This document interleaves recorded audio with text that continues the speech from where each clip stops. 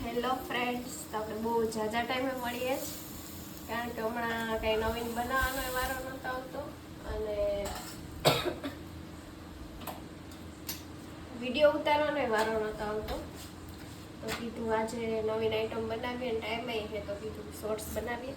આપણે બનાવીએ છીએ કેસાડીલા, જે મેં એક વિડીયો જોયો હતો બનાવું છું, કારણ કે આવું બધું બધાને બહુ ભાવે એટલા માટે. અહીંયા આપણું એક કેસાડીલા બની ગયું છે અને થોડું કટિંગ કરવાનું બાકી છે. અંદરથી કંઈક આવું દેખાય છે, ગરમ છે એટલે હું ટચ નથી કરતી. અહીંયા મેં ઘઉંની જ રોટલી બનાવી છે, બાકી મેંદાની તમે વાપરી શકો. આ એનું સ્ટફિંગ છે, આ એક ચટણી છે પનીર નાખીને બને છે, અને આ છે મિક્સ સલાડ, આ ઉપર નાખવાનું, એના ઉપર ચીઝ નાખવાનું. તો આગળ રેસીપી જોતી હોય તો તમે કહેજો, તો આપણે રેસીપી આપશું આગળ. બાકી અત્યારે તો કેસાડીલા જો બને છે, આગળ ખાઈને એન્જોય કરશું. સોસ અને આ ચટણી વધશે તો બાકી સોસ આવે. તો ચાલો બધાય કેસાડીલા ખાવા.